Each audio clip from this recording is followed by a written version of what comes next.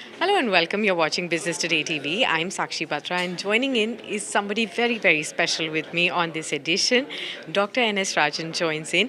Now, he has a long designation. He's a former CEO, IDFC Foundation, former Group CHRO of Tata Sons, and also global partner EY. So, I have lots of questions for you, sir.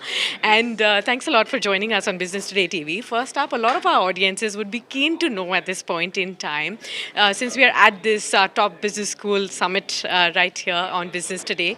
So help me understand for all our millennial watchers, all those youngsters who may be aspiring for MBAs, for B school in India, that truly is the top business school degree really needed if you want to land the best jobs in India?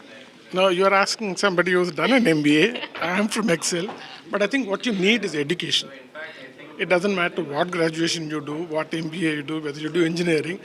I think it's your ability to actually develop life skills, use education as a foundation, and find your own potential. Okay. Which is the top most employability skill that you would say that youngsters need to have today to land into the best jobs? If you ask me, I think the art of listening. Ah, This world has a lot of speakers and very few listeners. okay. And I think that's a great skill even for a good leader. That's wonderful.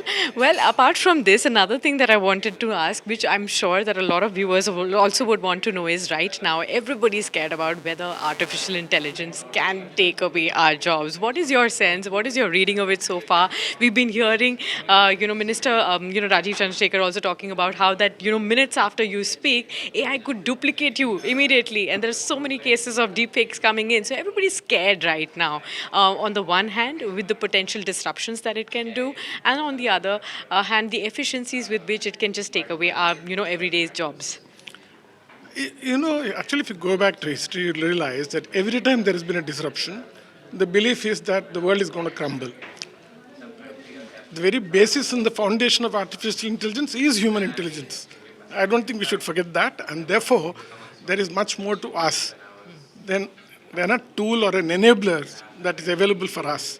And I think there are certain things no AI can take care of, which is our emotional intelligence, our spiritual intelligence, and our ability to develop artificial intelligence. Okay.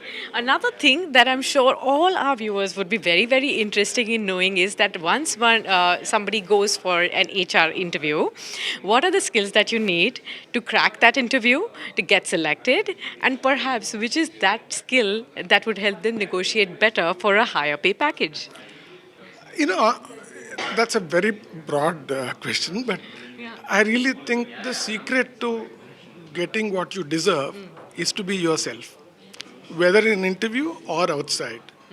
See, fame can be temporary, character is permanent. Yeah. The skills that you have, they're there. And as long as you stay honest, you are able to actually realize your own potential in terms of what you can do well and you put across your best. I think that's all you need to do. Don't be somebody other than you. Okay.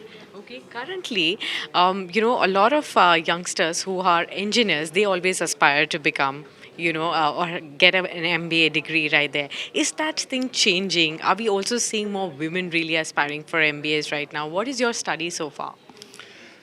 Uh, I had the opportunity when I was in college to do a PhD in economics and an MBA.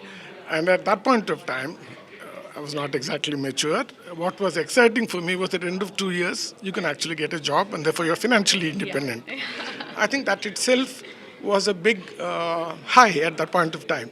But I think today, the education, and you heard Mr. Chandrasekhar say that, education comes in many forms. There are people who have not an MBA who have done exceedingly well. Tata Sons is a case in example. It's not necessary that you have one graduation or one degree that's going to unleash who you are. Okay. I think if somebody has the potential Yeah. and somebody has the ability to actually make the best of it and has the right opportunity to bring it forth, I think C is the limit.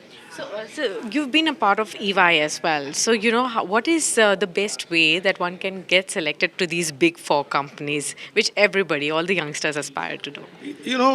When I used to go to campus and we used to go to the best of business schools and we would look typically for the best who are there, we had only two rules. You get actually shortlisted by virtue of the fact that you are in the top 10. So essentially what we're saying is an IQ is a universal requirement. You can't be a consultant without that. But 90% of the time, we would spend on checking out whether the person has the right attitude, a client serving capability, and a positivity about life, and how you would lead it. Okay. Another question that I'm sure a lot of people would actually come to you also if you're speaking to youngsters, a whole lot of them at this point in time is like, what are the key questions that you are asked in an interview? I don't conduct an interview. Okay. In fact, something I've been told repeatedly, and I realized much later that I was doing it. I have a conversation because I'm not trying to understand what you've already written and given me. I want to be able to understand who you are as a person because I think that is what will shine through. Yeah. You can write what you want, what is there is evident, and there's no point spending time on what is self evident. I really would like to know why you are special, why you're going to make a difference, and why you're the right person who belongs to our team. Oh, that's wonderful again, and a lot of important tips right there for all the viewers who are watching us right there. So they will definitely appreciate. Another thing that I wanted to know was like in today's day and age, is it important to aspire to become an entrepreneur or to aim for that top job in India? I think there are multiple doors to heaven. You pick the one that suits you. And I think it's again a function of, uh, there are people who wish to be a CEO and work towards that. There are people who wish to do a startup. Today, knowledge does not respect age, it does not respect gender. Anybody can acquire knowledge and become what they wish to be.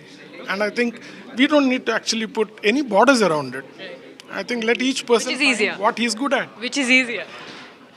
Each has, there is nothing. In the smallest of roles can be the most difficult. I mean, I have seen in my first job, I used to work with people who were almost 20 years elder to me, and they were sales representatives while I was a manager. But the reality was that they knew it all. They had the experience. I knew nothing. Okay. And today I owe it to a lot of people who actually were in positions much younger than me, or much junior to me relatively. So I think it's a question of being hungry, wanting to learn, and being a sponge. And take as much as you can that comes your way. That's wonderful and wonderful note to end the discussion with. Many, many thanks for being with us on Business Today TV. Pleasure having you with us. Thank you so much. Thank you so Bye. much. Thank you so much.